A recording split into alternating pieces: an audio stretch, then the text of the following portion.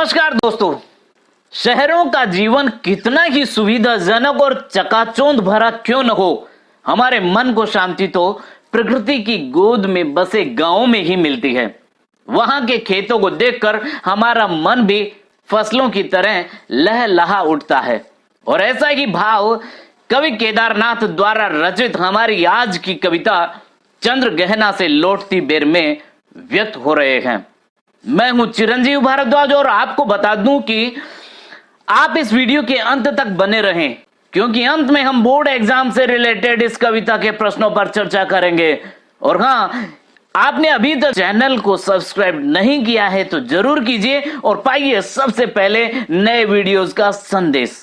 प्रस्तुत कविता में कवि का प्रकृति के प्रति गहन अनुराग व्यक्त हुआ है, गहरा प्रेम व्यक्त हुआ है। वह चंद्रगहना नामक स्थान से लौट रहा है। लौटते हुए उसके किसान मन को खेत खलिहान एवं उनका प्राकृतिक परिवेश यानी प्राकृतिक वातावरण सहज ही आकर्षित कर लेता है। इस कविता में कवि की उस सृजनात्मक कल्पना की अभिव्यक्ति है जो साधारण चीजों में भी असाधारण सौंदर्य देखती है और उस सौंदर्य को शहरी विकास की तीव्र गति के बीच भी अपनी संवेदना में सुरक्षित रखना चाहती है। यहाँ प्रकृति और संस्कृति की एकता व्यक्त हुई है। तो शुरुआत करते हैं कवि केदारनाथ द्वारा रचित कविता चंद्रगहना से लौटती बेर।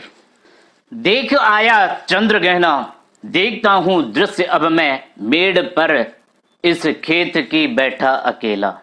कवि चंद्रगहना नामक स्थान से लौट रहा है और उसका मार्ग, उसका रास्ता खेतों और पोखरों से गुजरता है जिनका सौंदर्य उसे भाव विभोर कर देता है। इसलिए वह कहता है कि चंद्रगहना देखकर लौटते हुए एक खेत की मेड़ पर अकेला बैठा हुआ मैं खेतों के प्राकृतिक दृश्य को देख रहा हूं।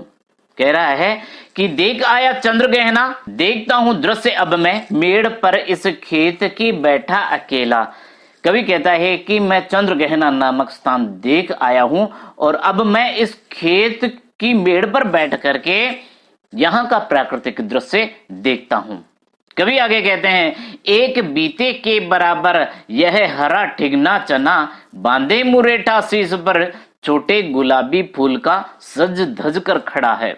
आगे कहते हैं, पास की मिलकर उगी है बीच में अलसी हटीली, देह की पतली कमर है लचीली, नील फूले फूल को सिर पर चढ़ाकर कह रही है जो छुए यह दूं हृदय का दान उसको। कवि कहते हैं कि उसने देखा छोटा सा चने का पौधा जिसकी ऊंचाई एक बालिस्त एक बिलांद भर की है, सिर पर गुलाबी रंग का मुरेठा यानी पगड़ी बांधे हुआ है। चने के पौधे पर जो गुलाबी रंग के फूल आए हैं वे कवि को पगड़ी जैसे, मुरेठे जैसे जान पड़ते हैं और वह दूल्हे की तरह सजकर खड़ा है और उसके निकट, उसके पास में हठीली अलसी खड़ी है। अलसी कैसी है? अलसी की देह पतली है, कमर लचकने वाली है, वह सिर पर नीला फूल चढ़ाकर मानो कह रही है जो इस फूल को छू लेगा उसे मैं अपना दिल दे दूंगी।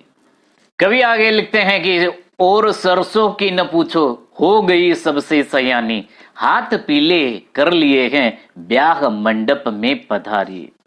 कवि कहते हैं कि उधर सरसों की तो बात ही न पूछो। उसे देखकर लगता है जैसे अब सरसों सयानी हो गई है, युवती हो गई है। और उसके पीले फूल देखकर कवि कहते हैं कि उसने हाथ पीले कर लिए हैं और विवाह के मंडप में आ गई है, ऐसा लगता है। आगे लिखते हैं, फाग गाता मास फागुन आ गया है आज जैसे, देखता हूं मैं स्वयंवर हो रहा है, प्रकृति का अनुराग अंचल हिल रहा है। कवि कहते हैं कि फागुन का महीना खुशी से फाग गा रहा है। कवि को लगता है कि स्वयंवर हो रहा है। इस सुनसान क्षेत्र में, इस निर्जन क्षेत्र में प्रकृति का प्रेम भरा आंचल हिल रहा है। सब प्रेम मग्न दिखाई पड़ रहे हैं, सब प्रेम में डूबे दिखाई पड़ रहे हैं। आगे लिखते हैं, इस विजन में दूर व्यापारिक नगर से प्रेम की प्रिय भूमि उपजाऊ अधिक है। कवि को ऐसा लगता है कि व्यापारिक शहरों की अपेक्षा, नगरों की अपेक्षा गांव की धरती प्रेम के मामले में, प्यार के मामले में अधिक उपजाऊ है। यहाँ तो पेड़ पौधे तक प्यार करते हैं, प्रेम करते हैं। आगे लिखते हैं, और पैरों के तले है एक पोखर, उठ रही इसमें लहरियां, नील तल में जो उगी है घास भूरी, ले रही वह भी लहरियां। कवि कहते हैं कि सामने एक छोटा सा तालाब है, पोखर अर्थात तालाब।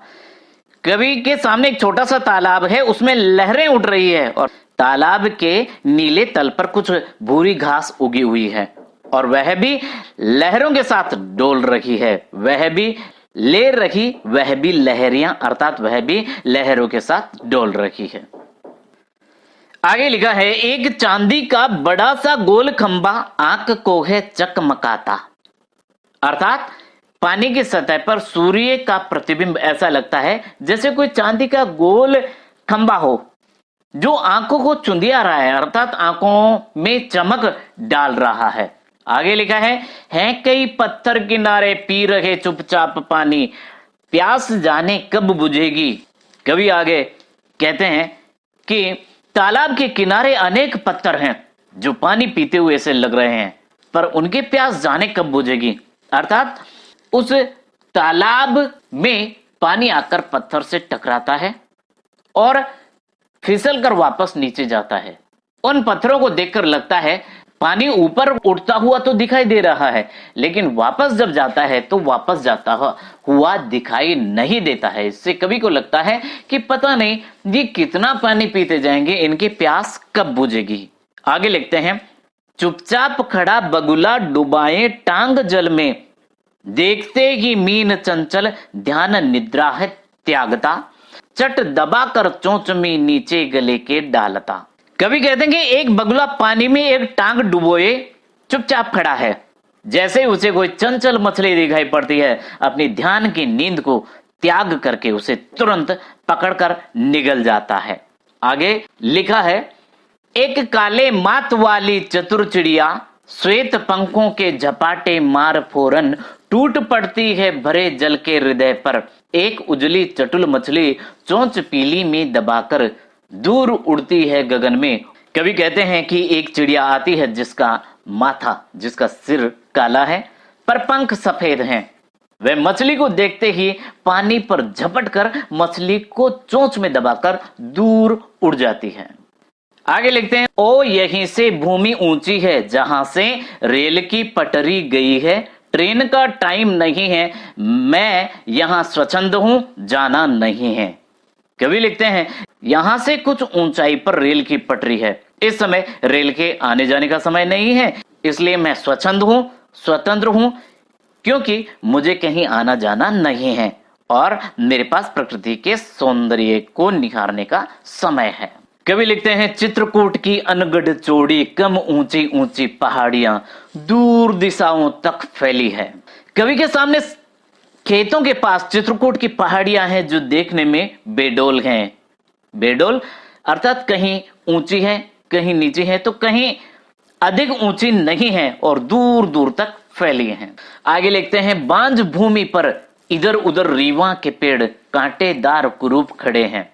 उन पहाड़ियों की बात कर रहे हैं कवि के, उन पहाड़ियों पर खास वनस्पति अर्थात पेड़ पौधे न होने से वे बांझ जैसी लगती हैं। कहीं कहीं रीवा के कंटीले कांटेदार और कुरूप पेड़ खड़े हुए हैं। फिर भी सुन पड़ता है मीठा मीठा रस टपकाता, सुग्गे का स्वर टेंटे टेंटे। कवि कहते हैं कि ऐसे में भी तोते की मीठी मीठी टेंटे सुनाई पड़ती है। आगे लिखा है, सुन पड़ता है वनस्थली का हृदय चीरता, उड़ता गिरता सारस का स्वर टिरटों टिरटों।